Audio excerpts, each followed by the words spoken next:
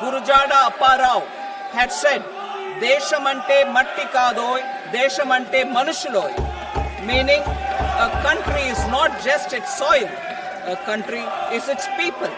In line with this, for us, Vikasit Bharat encompasses zero poverty, 100% quality good school education, access to high quality, affordable and comprehensive health care, 100% skilled labor with meaningful employment, 70% women in economic activities, and farmers making our country the food basket of the world.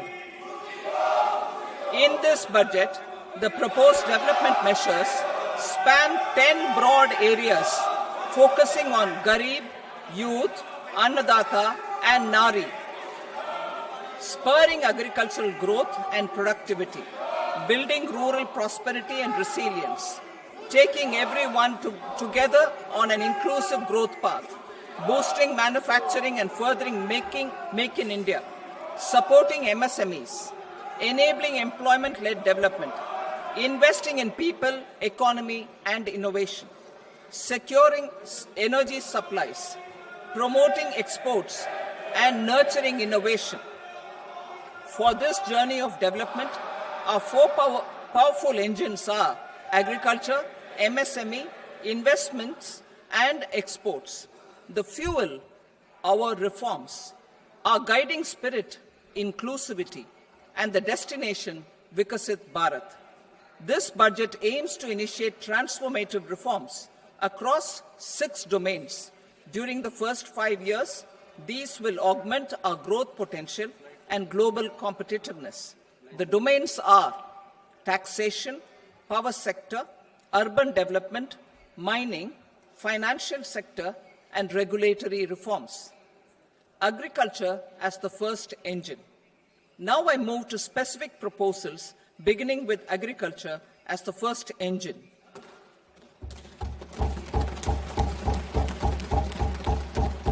Prime Minister Dhan Dhanya Krishi Yojana, developing agri-districts program.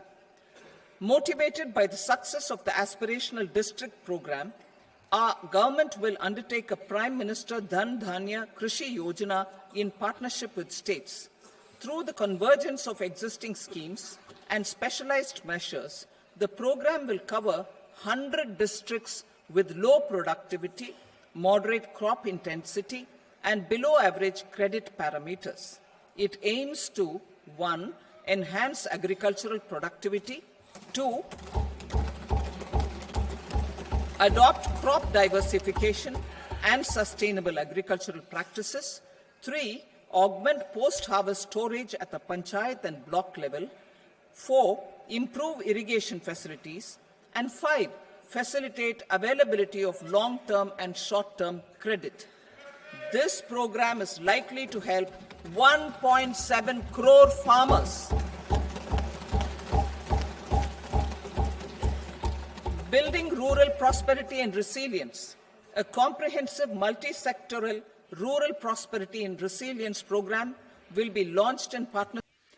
దాని అర్థం ఏదేంటంటే ఒక దేశం కేవలం మట్టి మాత్రమే కాదు, అందులో ప్రజలు ఉంటారు, వారి ఆలోచనలు ఆకాంక్షలు ఉంటాయి. ఇవన్నీ కూడా వికసిత్ భారత్ని నిజం చేయడానికి మనం ముందుకు తీసుకువెళ్ళనున్నాము. శూన్య దారిద్ర్యం, అదేవిధంగా విద్య, ఉన్నతమైన విద్య, నాణ్యమైన విద్యని మనం తీసుకువెళ్ళనున్నాము. అదేవిధంగా 100% నైపుణ్యం గల శ్రామికులు, వారికి అర్థవంతమైన ఉపాధిని ఇవ్వడం కోసం, అదేవిధంగా మహిళల్ని కూడా మనం మరింత బలోపేతం చేయడం కోసం చర్యలు తీసుకోవడం జరుగుతుంది. అదేవిధంగా రైతులను మనం అభివృద్ధి. Fish production and aquaculture. Seafood exports are valued at 60,000 crore rupees.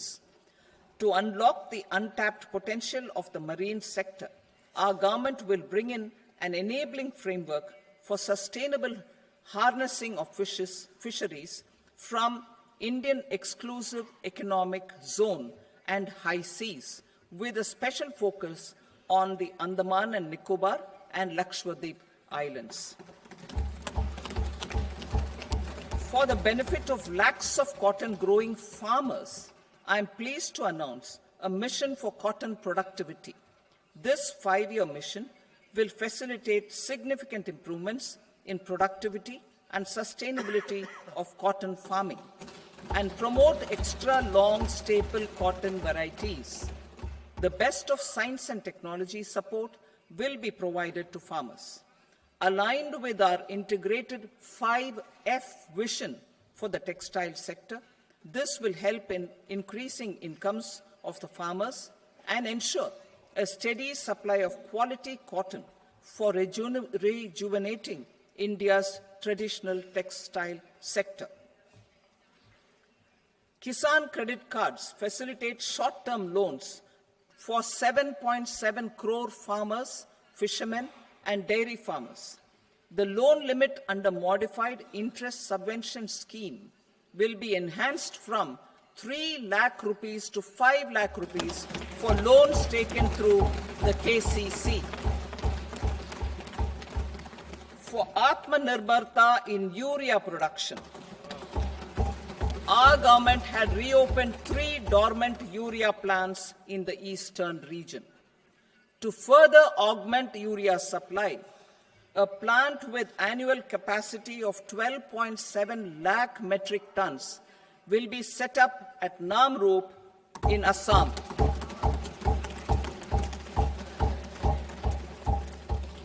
India Post, with 1.5 lakh rural post offices, complemented by the India Post Payment Bank and a vast network of 2.4 lakh Dak Sevaks, will be repositioned to act as a catalyst for the rural economy.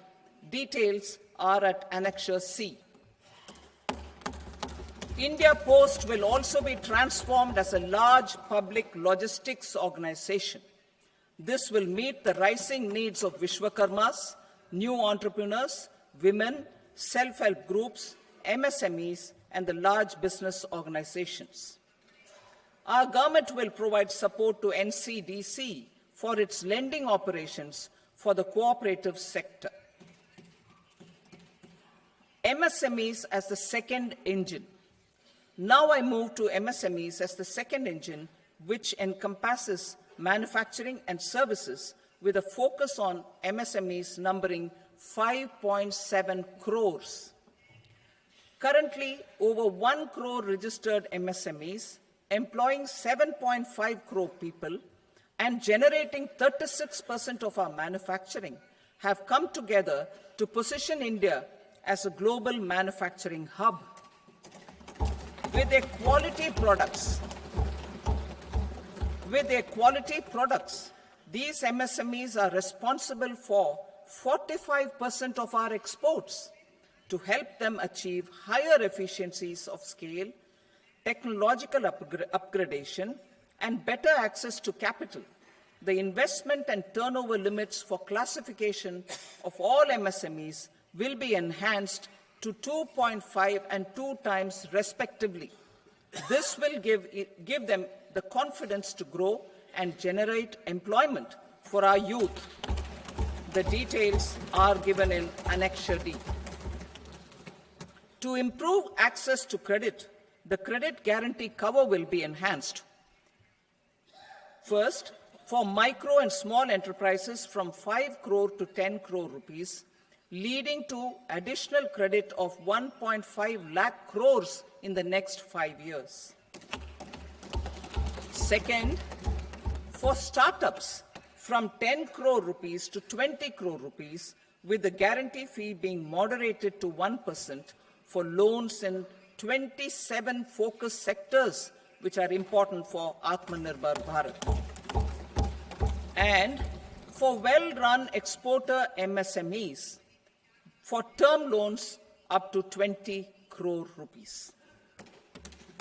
Also for the micro enterprises, we will introduce customized credit cards with a 5 lakh rupee limit for micro enterprises registered on Udyam portal. In the first year, 10 lakh such cards will be issued. Fund of funds for startups. The alternate investment fund, AIFs, for startups have received commitments of more than 91,000 crores rupees These are supported by the fund of funds set up with the Government of India's contribution of 10,000 crore rupees. Now, a new fund of funds with expanded scope and a fresh contribution of another 10,000 crore rupees will be set up. A new scheme will be launched for 5 lakh women, scheduled castes and scheduled tribes, first-time entrepreneurs. This will provide term loans up to 2 crore rupees during the next 5 years. The scheme will incorporate lessons from the successful Stand Up India scheme. Online capacity building for entrepreneurship and managerial skills will also be organized. Measures for labor-intensive sectors. To promote employment and entrepreneurship opportunities in labor-intensive sectors, our government will undertake specific policy and facilitation measures. To enhance the productivity, quality, and competitiveness of India's footwear and leather sector, a focused product scheme will be implemented. The scheme will support design capacity, component manufacturing, and machinery required for production of non-leather quality footwear, besides the support for leather footwear and products. The scheme is expected to facilitate employment for 22 lakh persons, generate over 4 lakh crore rupees, and exports of over 1.1 lakh crore rupees. Measures for the toys sector. Building on the National Action Plan for Toys, we will implement a scheme to make India a global hub for toys.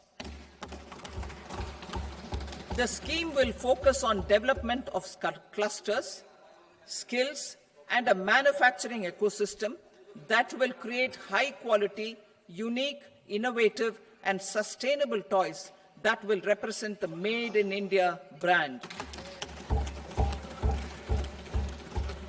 Support for food processing.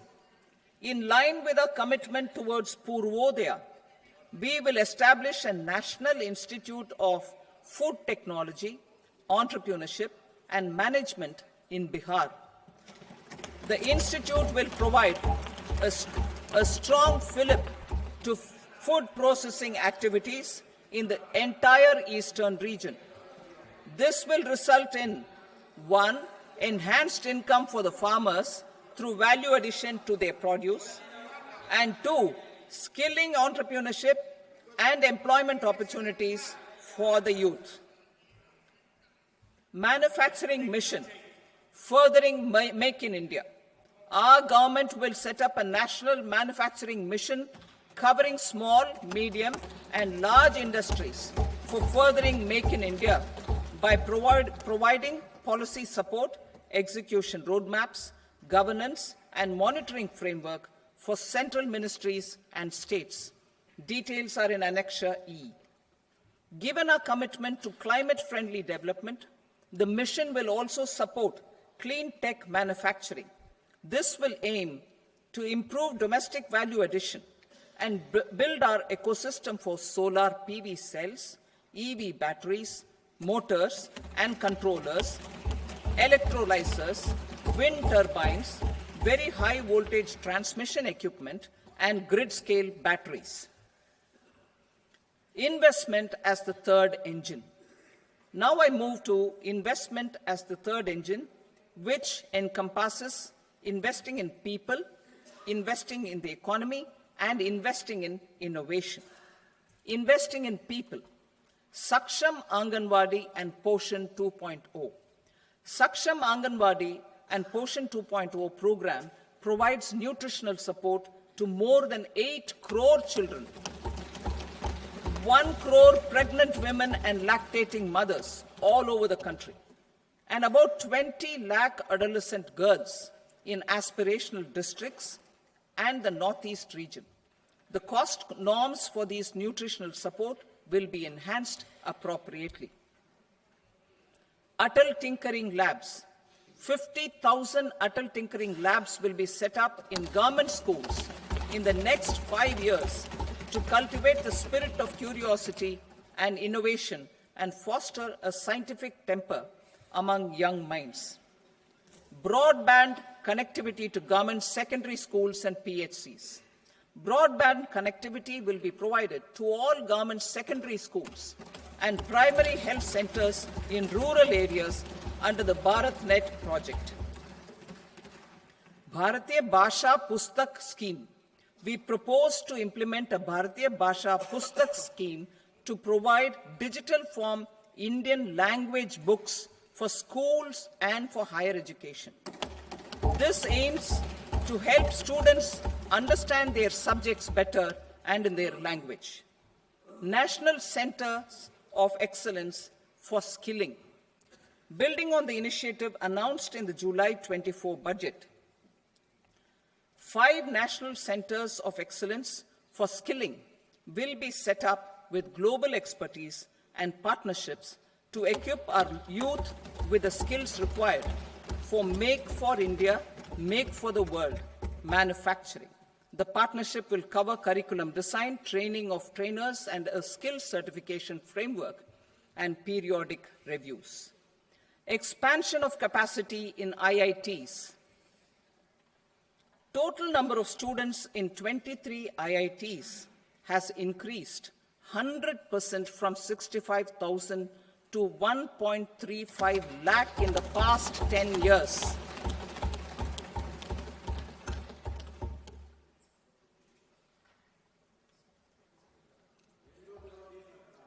Additional infrastructure will be created in the 5 IITs started after 2014 to facilitate education for 6,500 more students.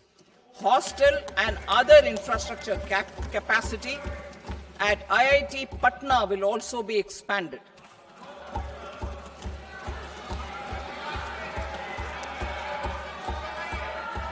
Center of Excellence.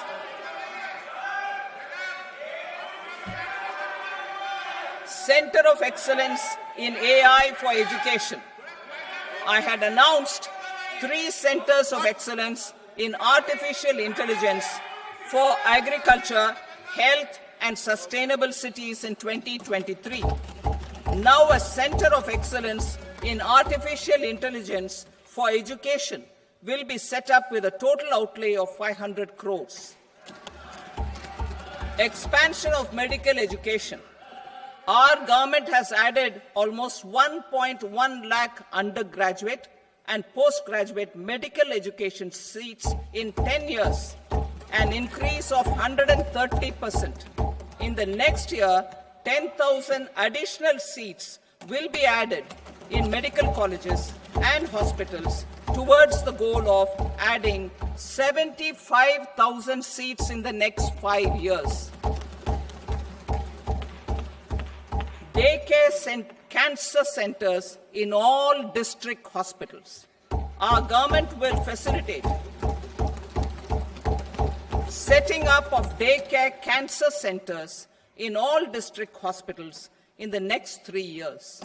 200 centers will be established in 25-26 itself. Strengthening urban livelihoods. Our government has been giving priority to assisting urban poor and vulnerable groups. A scheme for socio-economic upliftment of urban workers will be implemented to help them improve their incomes, have sustainable livelihoods, and a better quality of life. PM Swanidhi scheme has benefited more than 68 lakh street vendors, giving them respite from high-interest informal sector loans. Building on this success, the scheme will be revamped with enhanced loans from banks, UPI-linked credit cards with 30,000 rupees limit, and capacity building support. Social Security Scheme for welfare of online platform workers. Gig workers of online platforms provide great dynamism to the new age services economy. Recognizing their contribution, our government will arrange for their identity cards and registration on the e-Shram portal. They will be provided health care under PM Jan Arogya Yojana. This measure is likely to assist nearly 1 crore gig workers.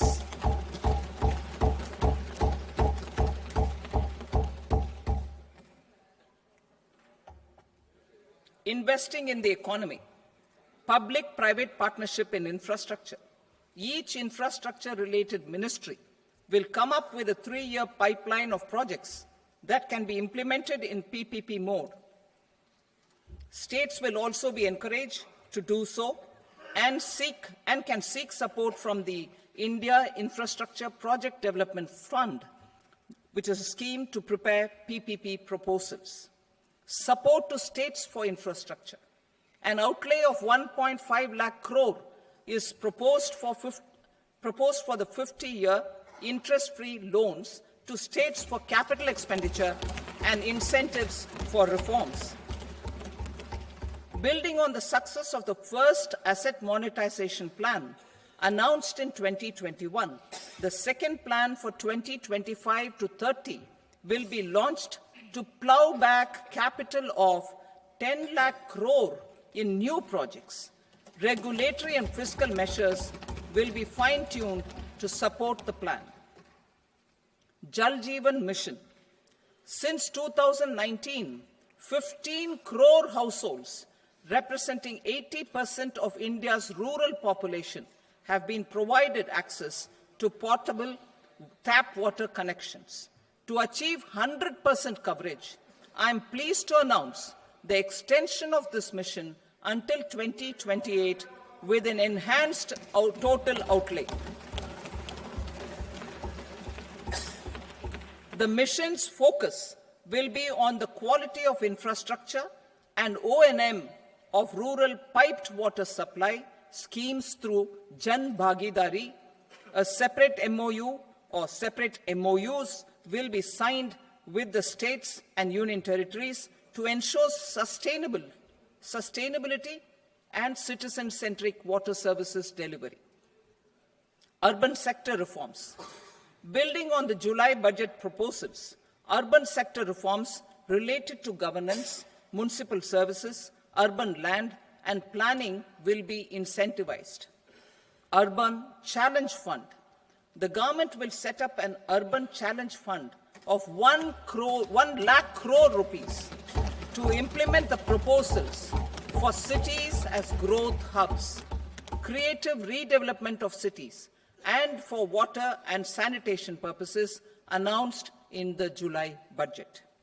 This fund will finance up to 25% of the cost of bankable projects, with a stipulation that at least 50% of the cost is funded from bonds, bank loans, and PPPs. An allocation of 10,000 crore is proposed in 2025-26. Power sector reforms. We will incentivize electricity distribution reforms and augmentation of intra-state transmission capacity by states. This will improve financial health and capacity of electricity companies.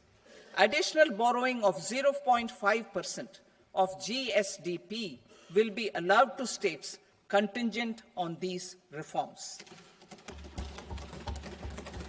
Nuclear energy mission for Vikasit Bharat. Development of at least 100 gigawatt of nuclear energy by 2047 is essential for our energy transition efforts. For an active partnership with the private sector towards this goal, amendments to the Atomic Energy Act and the Civil Liability for Nuclear Damage Act will be taken up. A nuclear energy mission for research and development of small modular reactors with an outlay of 20,000 crore will be set up. At least 5 indigenously developed small modular reactors will be operationalized by 2033. Shipbuilding. The shipbuilding financial assistance policy will be revamped to address cost disadvantages. This will also include credit notes for shipbreaking in Indian yards to promote the circular economy. Large ships above a specified size will be included in the infrastructure harmonized master list. Shipbuilding clusters will be facilitated to increase the range, categories, and capacity of ships. This will include additional infrastructure, facilities, skilling, and technology to develop the entire ecosystem. Maritime Development Fund.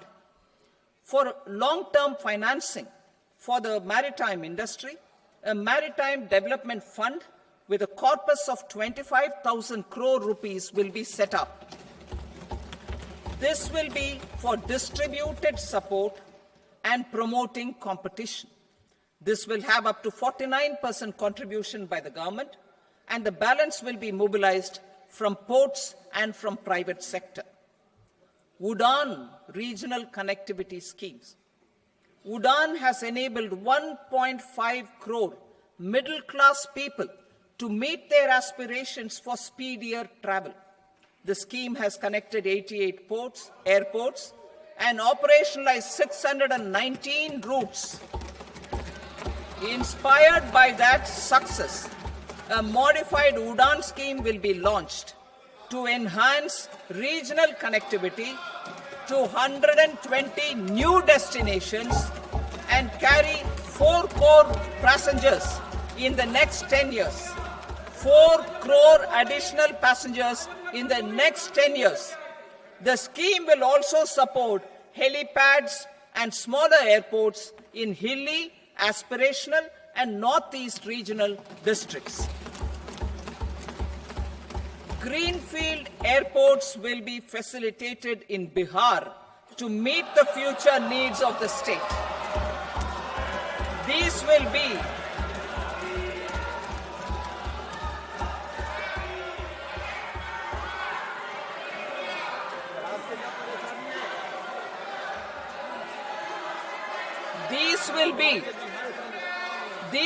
be in addition to the expansion of the capacity of Patna Airport and a brownfield airport in Beta. Western Kosi Canal project in Mithilanchal. Financial support will be provided for the Western Kosi Canal ERM project, benefiting a large number of farmers cultivating over 50,000 hectares of land in the Mithilanchal region of Bihar. Mining sector reforms. Mining sector reforms, including those for minor minerals, will be encouraged through sharing of best practices and institutions of a state mining index. A policy for recovery of critical minerals from tailings will be brought out. Under the special window for affordable and mid-income housing, SWAMI, 50,000 dwelling units in stressed housing projects have been completed and keys handed over to home buyers. Another 40,000 units will be completed in 2025, further helping middle-class families who were paying EMIs on loans taken for apartments while also paying rent for their current dwellings. Building on this success, SWAMI Fund 2 will be established as a blended finance facility with contribution from the government, banks, and private investors. This fund of 15,000 crore rupees will aim for expeditious completion of another 1 lakh units. PM Gati Shakti data for private sector. For furthering PPPs and assisting the private sector in project planning, access to relevant data and maps from the PM Gati Shakti portal will be provided. Tourism for employment-led growth. Top 50 tourist destination sites in the country will be developed in partnership with states through a challenge mode. Land for building key infrastructure will have to be provided by the states. Hotels in these destinations will be included in the infrastructure harmonized list. The following measures will be taken for facilitating employment-led growth: organizing intensive skill development programs for our youth, including in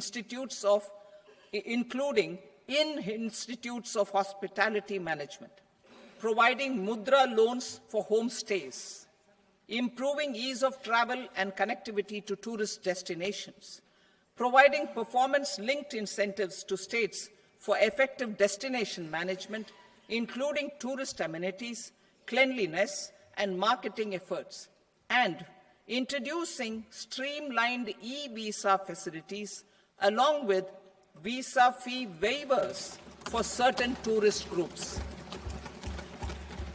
Continuing with the emphasis on places of spiritual and religious significance, in the July budget, there will be a special focus on destinations related to the life and times of Lord Buddha. Medical tourism and heal in India. Medical tourism and heal in India will be promoted in partnership with the private sector, along with capacity building and easier visa norms. Investing in innovation. To implement private sector-driven research, development, and innovation initiatives announced in the July budget, I am now allocating 20,000 crore rupees for this purpose. A deep tech fund of funds will also be explored to catalyze the next generation startups as a part of this initiative. In the next 5 years, under the PM Research Fellowship Scheme, we will provide 10,000 fellowships for technological research in IITs and IISc with enhanced financial support. The second gene bank with 10 lakh germplasm lines will be set up for future food and nutritional security. This will provide conservation support to both public and private sectors for genetic resources. We will start a national geospatial mission to develop foundational geospatial infrastructure and data.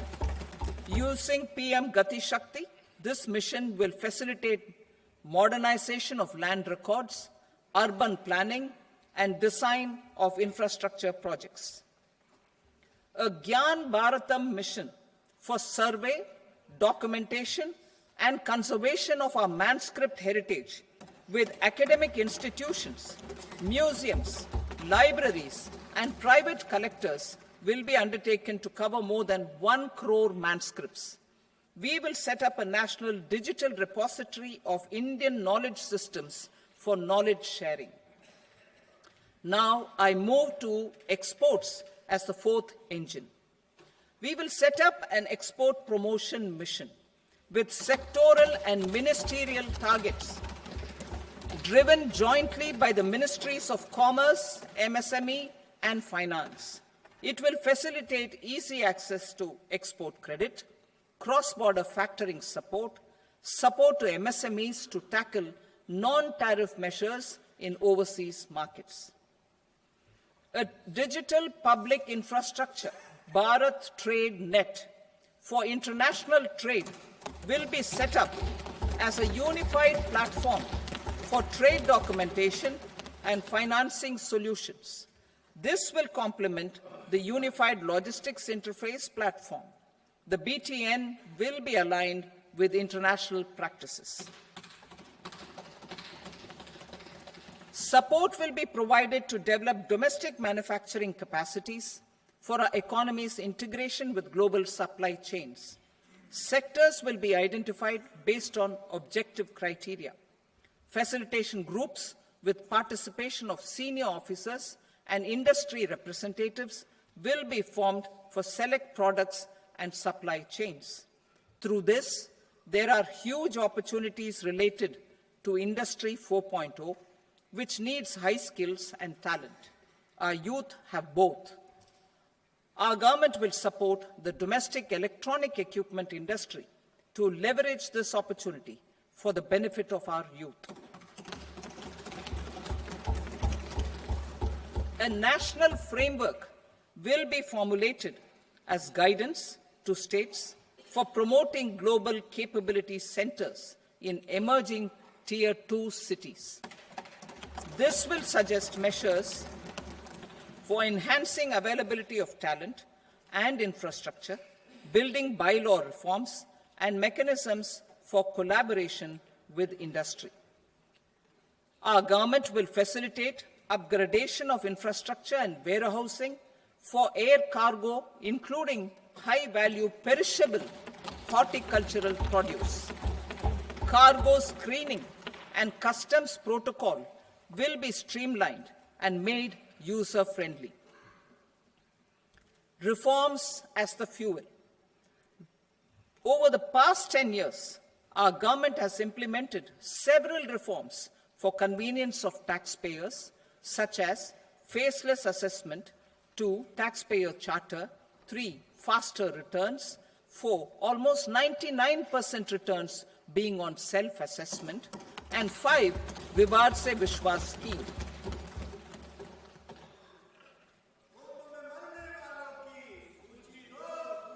Continuing these efforts, I reaffirm the commitment of the Tax Department to trust first, scrutinize later. I also propose to introduce the new income tax bill next week. I will detail the indirect tax reforms and changes in direct taxes in Part B. Financial sector reforms. The FDI limit for the insurance sector will be raised from 74 to 100%. This enhanced limit will be available for those companies which invest the entire premium in India. The current guardrails and conditionalities associated with foreign investment will be reviewed and simplified. The services of India Post Payment Bank will be deepened and expanded in rural areas. NABFID will set up a partial credit enhancement facility for corporate bonds for infrastructure. Public sector banks will develop Grameen Credit Score framework to serve the credit needs of SHG members and people in rural areas. A forum for regulatory coordination and development of pension products will be set up. To implement the earlier announcement on simplifying the KYC processes, the revamped Central KYC Registry will be rolled out in 2025. We will also implement a streamlined system for periodic updating. Requirements and procedures for speedy approval of company mergers will be rationalized. The scope for fast-track mergers will also be widened and the process made simpler. As proposed in the interim budget, we signed bilateral investment treaties with 2 countries in 2024 to encourage sustained foreign investment, and in the spirit of First Develop India, the current model BIT will be revamped and made more investor-friendly. In the last 10 years, in several aspects, including financial and non-financial, our government has demonstrated a steadfast commitment to ease of doing business. We are determined to ensure that our regulations must keep up with technological innovations and global policy developments. A light-touch regulatory framework based on principles and trust will unleash productivity and employment. Through this framework, we will update regulations that were made under old laws. To develop this modern, flexible, people-friendly, and trust-based regulatory framework appropriate for the 21st century, I propose 4 specific measures. A high-level committee for regulatory reforms will be set up for a review of all non-financial sector regulations, certifications, licenses, and permissions. The committee will be expected to make recommendations within a year. The objective is to strengthen trust-based economic governance and take transformational measures to enhance ease of doing business, especially in matters of inspection and compliances.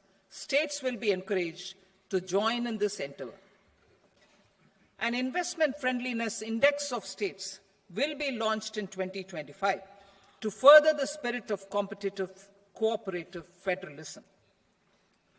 Under the Financial Stability and Development Council, a mechanism will be set up to evaluate impact of the current financial regulations and subsidiary instructions. It will also formulate a framework to enhance their responsiveness and development of the financial sector. In the Jan Vishwas Act 2023, more than 180 legal provisions were decriminalized. Our government will now bring up the Jan Vishwas Bill 2.0 to decriminalize more than 100 provisions in various laws. I now move to fiscal policy. In the July budget, I had committed to staying the course for fiscal consolidation. Our endeavor will be to keep the fiscal deficit each year such that central government debt remains on a declining path as a percentage of the GDP.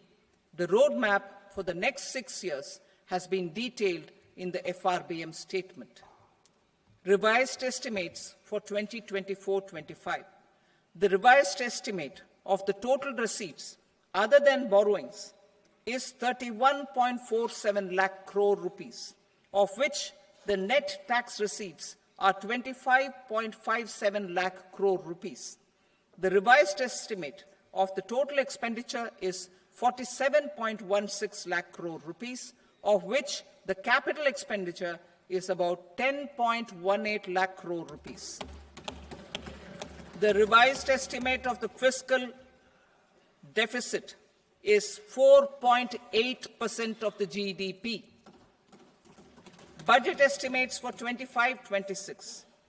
Coming to 25-26, the total receipts other than borrowings and total expenditure are estimated at 34.96 lakh crore rupees and 50.65 lakh crore rupees respectively. The net tax receipts are estimated at 28.37 lakh crore rupees. The fiscal deficit is estimated to be 4.4% of GDP. To finance the fiscal deficit, the net market borrowings from dated securities are estimated at 11.54 lakh crore. The balance financing is expected to come from small savings and other sources. The gross market borrowings are estimated at 14.82 lakh crore rupees. I will now move to Part B.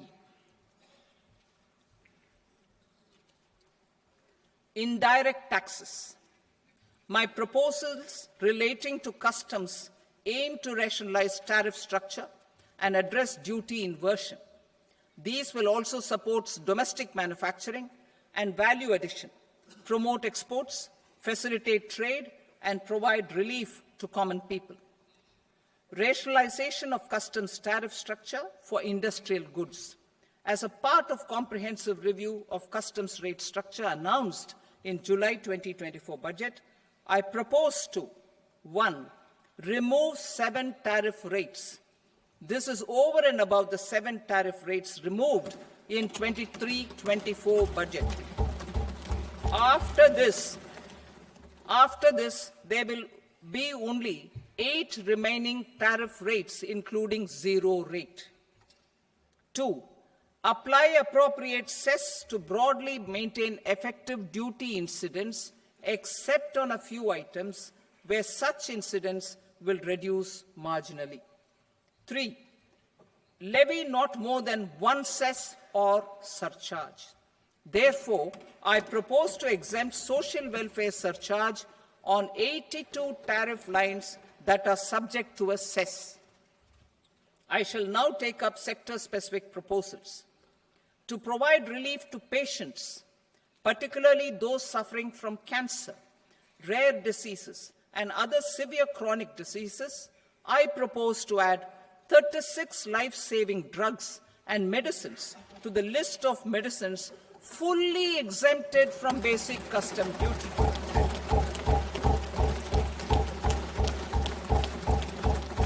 I also propose to add 6 life-saving medicines to the list attracting concessional custom duty of 5%. Full exemption and concessional duty will also respectively apply on the bulk drugs for manufacture of the above. Specified drugs and medicines under patient assistance programs run by the pharmaceutical companies are fully exempt from BCD, provided the medicines are supplied free of cost to the patients. I propose to add 37 more medicines along with 13 new patient assistance programs. Support to domestic manufacturing and value addition. Critical minerals. In the July 2024 budget, I had fully exempted BCD on 25 critical minerals that are not domestically available. I had also reduced BCD of 2 other such minerals to provide a major fillip to their processing, especially by MSMEs. Now, I propose to fully exempt cobalt powder and waste, the scrap of lithium-ion battery, lead, zinc, and 12 more critical minerals. This will help secure the availability for manufacturing in India and promote more jobs for our youth. To promote domestic production of technical textile products such as agro-textiles, medical textiles, and geotextiles at competitive prices, I propose to add 2 more types of shuttle-less looms to the list of fully exempted textile machinery. I also propose to revise the BCD rate on knitted fabrics covered by 9 tariff lines from 10 or 20 to 20% or 115 rupees per kg, whichever is higher. Electronic goods. In line with our Make in India policy and to rectify inverted duty structure, I propose to increase the BCD on interactive flat panel display from 10% to 20% and reduce the BCD to 5% on open cell and other components. In 23-24 budget, for the manufacture of open cells of LCD, LED TVs, I had reduced the BCD on parts of open cells from 5% to 2.5%. To further boost the manufacture of such open cells, the BCD on these parts will now stand exempted. Lithium-ion battery. To the list of exempted capital goods, I propose to add 35 additional capital goods for EV battery manufacturing and 28 additional capital goods for mobile phone battery manufacturing. This will boost domestic manufacture of lithium-ion batteries, both for mobile phones and for electric vehicles. Shipping sector. Considering that shipbuilding has a long gestation period, I propose to continue the exemption of BCD on raw materials, components, consumables, or parts for the manufacture of ships for another 10 years.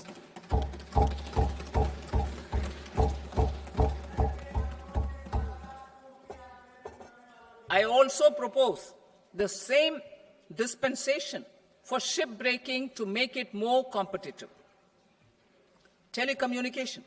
To prevent classification disputes, I propose to reduce the BCD from 20% to 10% on carrier-grade Ethernet switches to make it at par with non-carrier-grade Ethernet switches.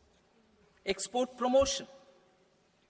To facilitate exports of handicrafts, I propose to extend the time period for export from 6 months to 1 year, further extendable by another 3 months if required. I also propose to add 9 items to the list of duty-free inputs. Leather sector. I propose to fully exempt BCD on wet blue leather, to facilitate imports for domestic value addition and employment.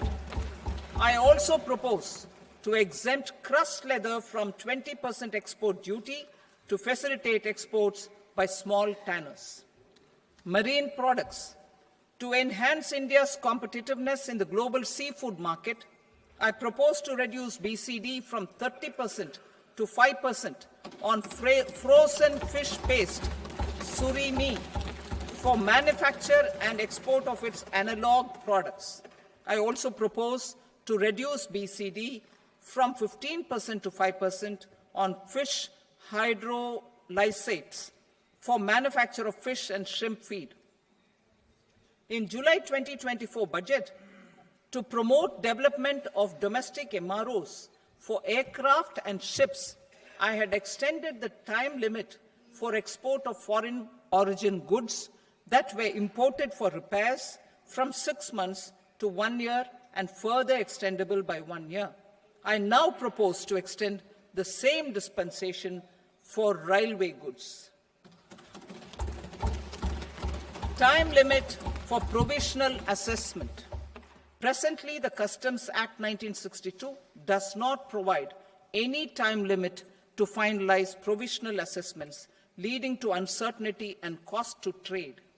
As a measure of promoting ease of doing business, I propose to fix a time limit of 2 years, extendable by a year, for finalizing the provisional assessment.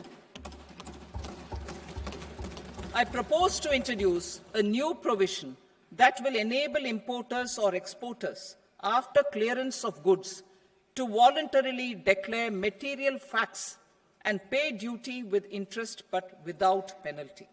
This will incentivize voluntary compliance. However, this will not apply in cases where department has already initiated audit or investigation proceedings. For industry to better plan their imports, I propose to extend the time limit for the end use of imported inputs in the relevant rules from 6 months to 1 year. This will provide operational flexibility in view of cost and uncertainty of supply. Further, such importers will now have to file only quarterly statements instead of a monthly statement.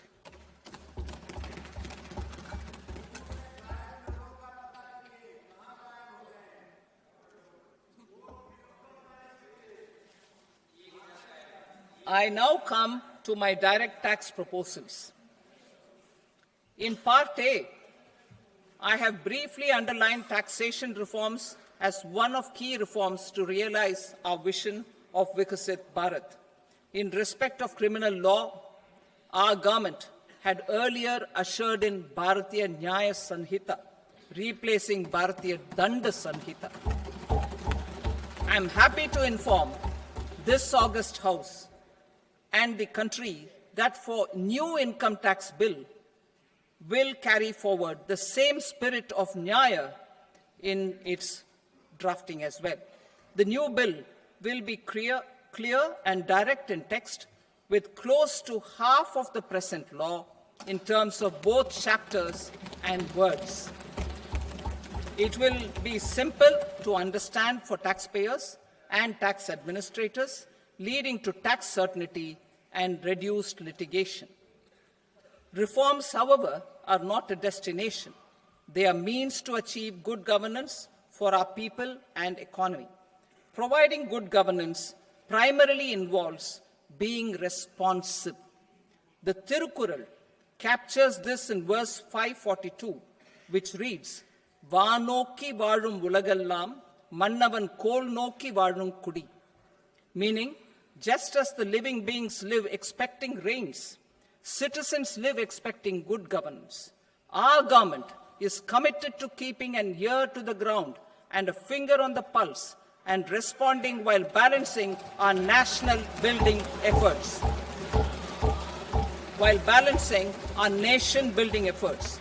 The following measures will detail just how our government will, under the guidance of PM Modi, has taken steps to understand and address I repeat that sentence, sir. The following measures will detail just how our government, under the guidance of PM Modi, has taken steps to understand and address the needs voiced by our citizens. My tax proposals are guided by this spirit. The objectives of my proposals are as follows. Personal income tax reforms with special focus on middle class.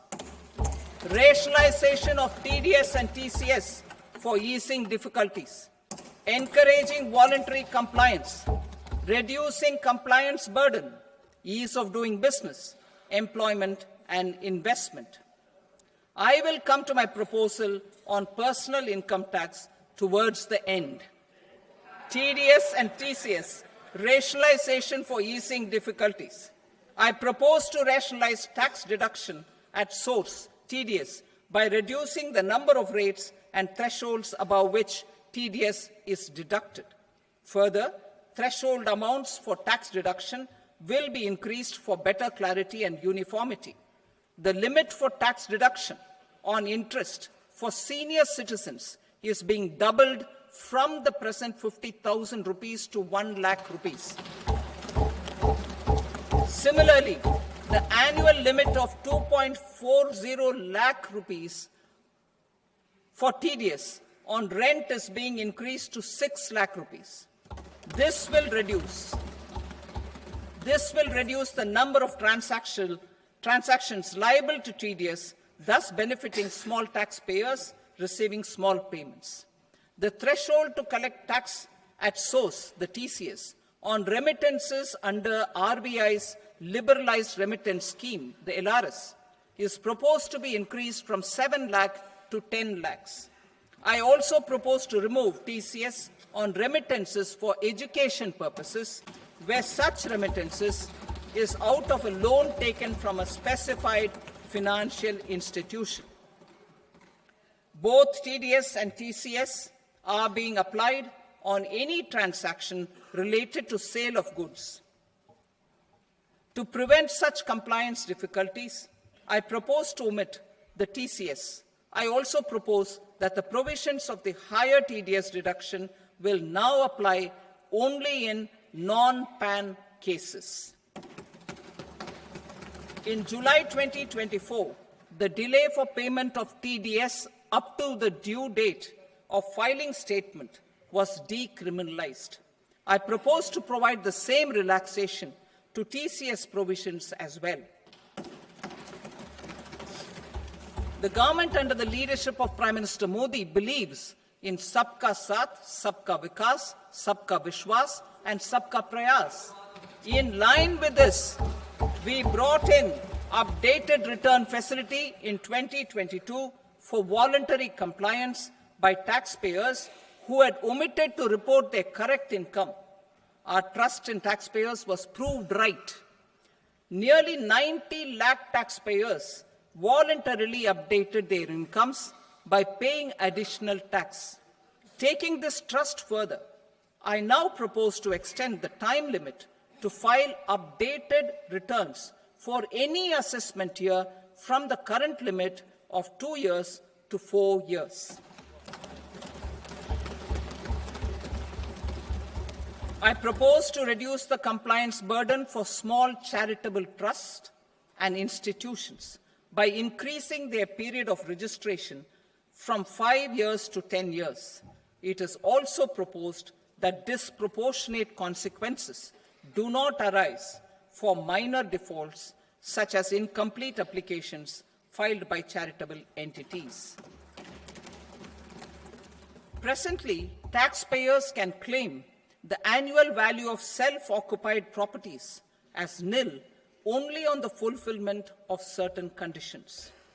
Considering the difficulties faced by taxpayers, it is proposed to allow the benefit of 2 such self-occupied properties without any condition. To streamline the process of transfer pricing and to provide an alternative to yearly examination, I propose to introduce a scheme for determining arm's length price of international transaction for a block period of 3 years. This will be in line with global best practices. With a view to reduce litigation and provide certainty in international taxation, the scope of safe harbor rules is being expanded. A number of senior and very senior citizens have very old national savings scheme accounts. As interest is no longer payable on such accounts, I propose to exempt withdrawals made from NSS by individuals on or after 29th August 2024. I am also proposing to allow similar treatment to NPS Vatsalya accounts as is available to normal NPS accounts subject to overall limits. In my speech in July 2024, I had promised that all processes, including giving effect to appellate orders, shall be digitalized and made paperless over the next 2 years. So I'm happy to announce that digitalization is being made operational now. In July 2024, we brought in the Vivad Se Vishwas scheme to resolve income tax disputes pending in appeal. The scheme has received a great response, with nearly 33,000 taxpayers having availed of the scheme to settle their disputes. I have a few proposals to promote investment and employment. It is proposed to provide a presumptive taxation regime for non-residents who provide services to a resident company that is establishing or operating an electronics manufacturing facility. I further propose to introduce a safe harbor for tax certainty for non-residents who store components for supply to specified electronics manufacturing units. Presently, the tonnage tax scheme is available only to sea-going ships. The benefits of existing tonnage tax scheme are proposed to be extended to inland vessels registered under the Indian Vessels Act 2021 to promote inland water transport in the country. Extension for incorporation of startups. We continue to support the Indian startup ecosystem. I propose to extend the period of incorporation by 5 years to allow the benefit available to startups which are incorporated before 1/4/2030. In order to attract and promote additional activities in the IFSC, I am inter alia proposing specific benefits to ship leasing units, insurance offices, and treasury centers of global companies which are set up in IFSC. Further, to claim benefits, the cutoff date for commencement in IFSC has also been extended by 5 years to 31/3/2030. Category 1 and Category 2 AIFs are undertaking investments in infrastructure and other such sectors. I propose to provide certainty of taxation to these entities on the gains from securities, to promote funding from sovereign wealth funds and pension funds to the infrastructure sector. I propose to extend the date of making an investment by 5 more years up to 31st March 2030.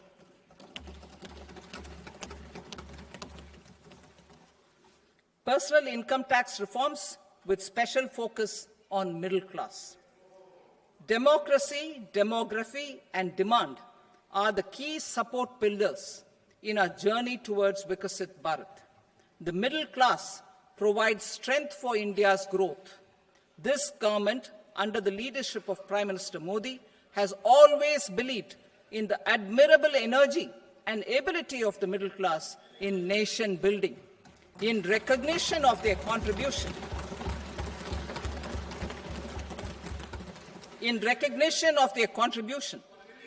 we have periodically reduced their tax burden.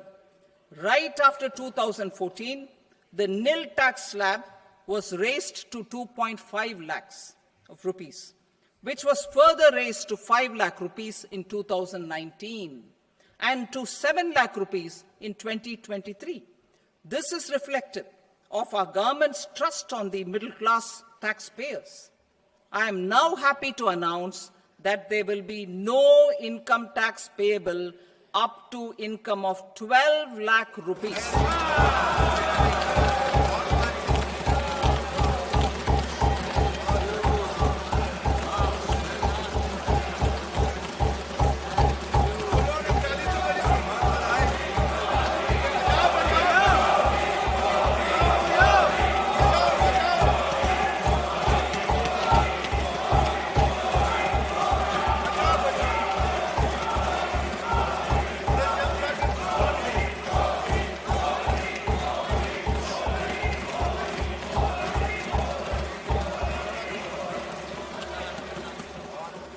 So, average income of 1 lakh per month other than the special rate income such as capital gains under the new regime. This limit will be 12.75 lakh for salaried taxpayers due to the standard deduction of 75,000. Slabs and rates are being changed across the board to benefit all taxpayers. The new structure will substantially reduce the taxes of the middle class and leave more money in their hands, boosting household consumption, savings, and investment. In the new tax regime, I propose to revise tax rate structures as follows: 0 to 4 lakh rupees nil, 4.8 lakh rupees to 4 to 8 lakh rupees 5%, 8 to 12 lakh rupees 10%, 12 to 16 lakh rupees 15%, 16 to 20 lakh rupees 20%, 20 to 24 lakh rupees 25%, and above 24 lakh rupees 30%. To taxpayers up to 12 lakh of normal income other than special rate income such as capital gains. I read that again. To taxpayers up to 12 lakh of income other than special rate income such as capital gains, tax rebate is being provided in addition to the